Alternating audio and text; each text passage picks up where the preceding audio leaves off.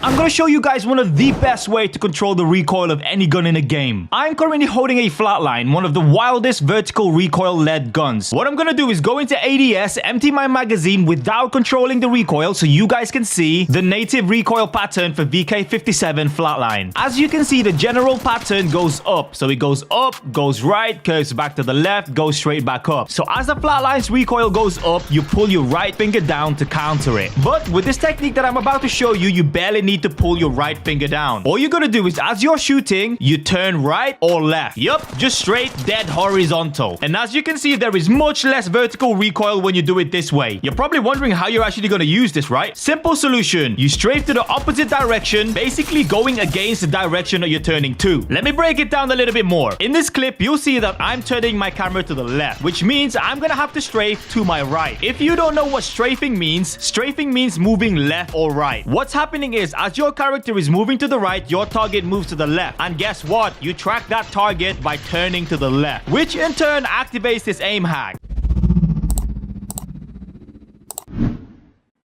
Welcome to the jitter aim guide. I am gonna warn you guys though, this is a very hard and advanced mechanic. Definitely gonna need a lot of practice to master. And for this video, I'm gonna turn gyroscope on. Why? Because this is incredibly hard to do with just your finger. Right, so jitter aim. As you're aiming down sight and shooting, you shake your camera around. You jitter it. In basic terms, here's how the mechanic works. Every time you turn to a specific direction, like to the left, and then you turn right straight away, that basically resets the recoil every time you shoot your gun. Meaning, if you shake like a madman really quick, it resets every single recoil for every single shot that you take. Now, the reason why I said this is incredibly hard to master is because you need to keep your target in your crosshair as you shake your camera. Now, the question is, why would you choose this mechanic over the other one? The simple answer is, sometimes you just don't want to move when you're shooting, especially when you've got higher ground and your head glitching behind a rock and you want to laser someone without losing your height or position advantage. Yep, this is what jitter aim is perfect for. This clip right here is me controlling the recoil with just my finger. You can see that there's a fair bit of sway and I'm struggling to keep my target in my crosshair. Now, this clip shows me using the jitter aim mechanic. You can immediately see the difference between the control, the tracking, and me constantly hitting my target. Now, you don't necessarily need a gyroscope to do this, but it is much harder to do with just your finger. And last but not the least, on the jitter aim, for every single jitter to work, you need to be shaking your camera faster than your gun's fire rate. So as much as this is perfect for hard to control guns like the R99, due to the R99's incredibly fast fire rate, it will be incredibly hard to jitter aim perfectly using this gun. But it is possible. Ooh, these two hacks alone won't guarantee you wins. This video will.